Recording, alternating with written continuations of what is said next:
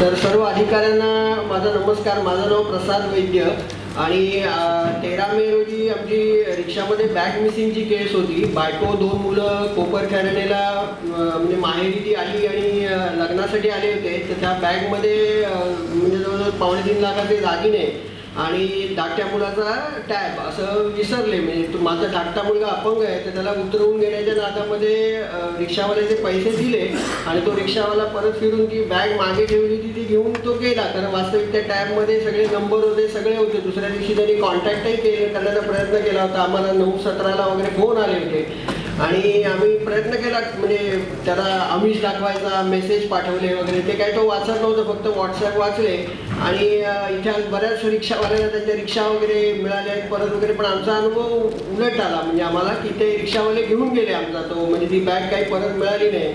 आणि जवळजवळ 2-3 म्हणजे त्या दिवशी मग बायको माझी खास करून इतकी विमनस्क अवस्थेत गेली कारण तिचं स्त्रीधन होतं. 28 वर्षापूर्वी लग्नामध्ये केलेले ते तिच्या आईने दागिने होते आणि अक्षरशः म्हणजे त्यानंतर म्हणजे ठीक आहे त्याची किंमत जवळजवळ 3 लाख होती पण त्यापेक्षाही जसं आत्ता म्हणाले तशा तिच्या भावना इतक्या त्याच्याशी निगडीत होत्या की तिने हायच खाल्ली होती.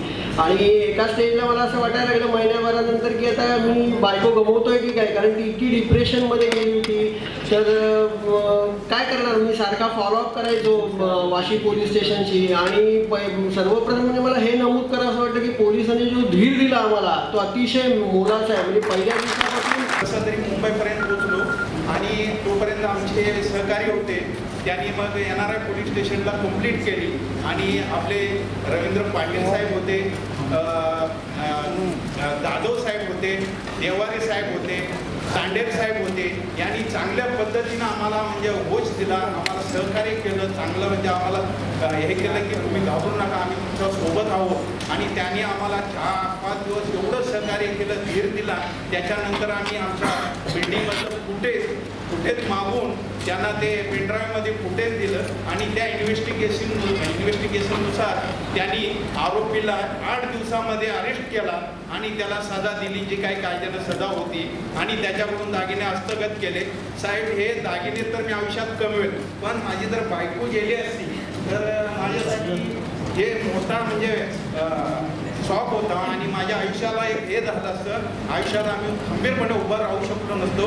पण आज ह्या तुमच्या टीमने जे काम केलंय, गोर गरिबासाठी काम करते, खरोखर साहेब असं काम करावं आणि मला खरं पोलीस म्हणजे याचा अभिमान आहे. मैंने आपको कि आज बड़े बहुत ही आनंद की बात है और बहुत समाधान की बात है कि ये जो जोन 1 के हद्दी में हमारे पुलिस आयुक्तालय में को दिया है, आज करीब 75 लोगों को मैंने यहाँ पे वापस किया. हमारे जोन 1 की जो टीम है, डीसीपी विवेक पानसरे साहब हैं और उनके एसीपी हैं राठौड़ साहब, तिले साहब, बाकी अधिकारी लोग हैं, जॉइंट सीपी साहब, जादव साहब. तो ये क्या काफ़ी मेहनत के बाद में हम ये केस को सॉल्व करते हैं. उसके बाद में प्रॉपर्टी रिकवर होना और भी चैलेंजिंग है और उसको टाइम पे कम समय में कोर्ट से परमिशन लेकर के लोगों को वापस देना, ये बड़ी खुशी की बात है और ऐसे देते रहना चाहिए. मैं इसके साथ में लोगों को आह्वान भी करता हूँ कि जब भी अपने यहाँ पे आसपास में आपके जो मित्रगण हैं, आपके जो नेबरहुड है, वहाँ पे आप नज़र रखिए और सबने मिल करके इसको प्रतिबंधित करना चाहिए, प्रिवेंट करना चाहिए. तो उसमें आप हमको सहकार कीजिए.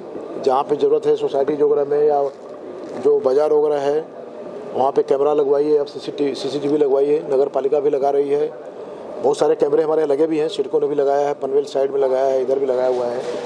नगर पालिका नई मुंबई ने भी लगाया हुआ है और भी लगाने वाले हैं. और वैसे सबने मिल करके, हमारे भी लोग हैं, हमारे लोग भी रात में दिन में पेट्रोलिंग, चेकिंग और इन्वेस्टिगेशन हम जितना भी संभव है सब करते हैं. तो सबने मिल करके, जितने भी नई मुंबई के जो सब मान्यवर हैं और पुलिस, सबने मिल करके इसको ऐसे जो प्रॉपर्टी ऑफेंसेज हैं उसको प्रिवेंट करना चाहिए और हम हमेशा उनके साथ में हैं. और हमको मुझे पूरी खातरी है और मुझे विश्वास है कि हम इसको और सुरक्षित कर पाएंगे शहर को. हमारा जो डिटेक्शन परसेंटेज है करीब 75% है. रिकवरी ऑफ प्रॉपर्टी आपने देखा, अभी हम काफ़ी लोगों को हमने रिकवरी करके लोगों को मुद्देमाल वापस भी किया है. तो ये तो एक कंटिन्यूस प्रोसेस है. उसको ये कहना कि कोई बहुत ज़्यादा ऐसा हमको फ़र्क नज़र नहीं आ रहा है, लेकिन कोविड के बाद में चूँकि 2 साल में केसेस कम हुए थे, तो कोविड के बाद में केसेस बढ़े हैं. वो हर क्षेत्र में केसेस बढ़े हैं. कोई भी जिस तरह के ऑफेंसेज हैं उसमें 2-3 हेड छोड़ करके बाकी सारे हेड में बढ़ोतरी हुई है. लेकिन साथ में हमारा काम भी अच्छा है, डिटेक्शन अच्छा है. और अभी आपने देखा, अभी हमने बड़े जो कुख्यात जो क्रिमिनल थे उनको भी अरेस्ट किया है. अभी हमारे लोगों ने मिल करके एक बड़ा अच्छा करीब 400 करोड़ रुपए की हमने ड्रग का भी रिकवरी किया है. तो ऐसे बारे बहुत सारे केसेस चलते रहते हैं. हमारा जो टारगेट है कि शहर को हम ड्रग फ्री रखें या मतलब जहाँ पे जितने भी लोग हैं उसमें से मैक्सिमम कार्रवाई होनी चाहिए. तो उस पर हम लोग काफ़ी ध्यान दे रहे हैं. और रॉबरीज नहीं होनी चाहिए, स्ट्रीट क्राइम नहीं होना चाहिए. और जो प्रॉपर्टी ऑफेंसेज हैं उसमें भी हमारा काफ़ी ध्यान है कि वहाँ पे प्रिवेंशन हो और अगर कुछ होता है तो हम उसको डिटेक्ट करें. कुल मिलाकर के हमारी जो टीम है नई मुंबई आयुक्तालय की, मेरे ख्याल से सब लोग मेहनत कर रहे हैं, सभी लोग अच्छा काम कर रहे हैं और सबकी कोशिश है कि हम क्राइम कंट्रोल में रहे और हम उनको प्रतिबंध कर सकें और अगर होता है तो उसमें हम डिटेक्ट कर सकें. ट्रैफिक के भी लोग, ट्रैफिक की समस्या बहुत बढ़ती जा रही है क्योंकि अभी गाड़ियाँ बढ़ रही हैं, जगह कम हो रहा है, बहुत सारे बिल्डिंग्स आ रही हैं, मार्केट आ रहा है, सब रिहायशी एरिया आ रहा है, टाउनशिप डेवलप हो रहा है. पूरे आयुक्तालय में आप देखिए, जोन 1 जोन 2 में पनवेल साइड से लेकर के आगे हर जगह पे. तो अभी और हम लोग जो डिपार्टमेंट जो है, नगर पालिका हो, सिडको है, बाकी जो कंसर्न है, हम उनको भी हमेशा बोलते रहते हैं कि आप यहाँ पे गाड़ियों के लिए जो पार्किंग की व्यवस्था करो. हमको ट्रक टर्मिनल चाहिए, यहाँ पे ट्रक टर्मिनल हमको चाहिए जो तलोजा से जाने के MIDC में उधर भी बनना चाहिए. तो पार्किंग की व्यवस्था भी होनी चाहिए और उसके हिसाब से फ्लाईओवर्स की कुछ ज़रूरत है. कहीं पे कलमबुड़ी में प्रॉब्लम आती है और भी लोग कहीं सोसाइटी में कहीं गाड़ी पार्क करते हैं, उन्होंने अपना पार्किंग की व्यवस्था करना चाहिए. जहाँ पे शॉप्स वगैरह है वहाँ पे जो एजेंसीज हैं उन्होंने देखना चाहिए कि वहाँ पे पार्किंग है कि नहीं है. तो विदाउट पार्किंग जो है, अगर आपने अगर वहाँ पे परमिशन वगैरह दिया तो बाद में प्रॉब्लम आती है. फिर आपल्याला माहितीच आहे की उद्या गणरायांचे आगमन आहे, स्थापना होणार आहे. त्याच्या सर्व तयारी आम्ही केलेल्या आहेत आणि जे काही थोडंफार चेकिंग तयारी आहे ते चालू आहे. आणि याच्यामध्ये आपल्या सर्व पोलीस आयुक्तालयातर्फे जेवढे आपले अधिकारी कर्मचारी आहेत सर्वांना सूचना आम्ही दिलेल्या आहेत आणि हे 1 महिन्यापासून आपली तयारी चालू आहे.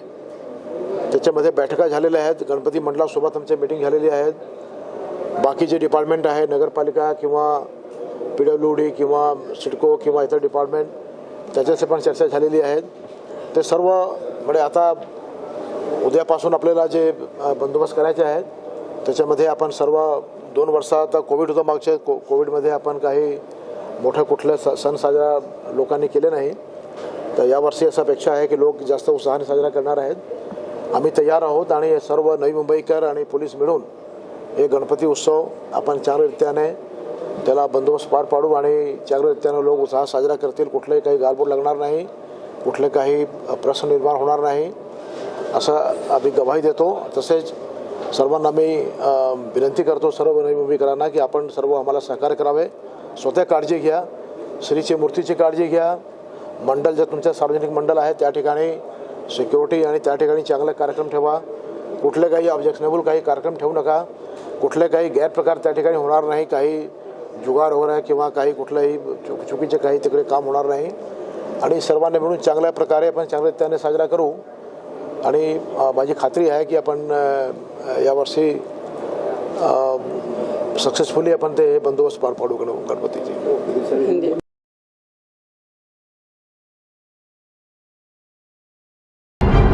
Subscribe to Awaaz today. Click on the bell icon for latest national and international buzzing news.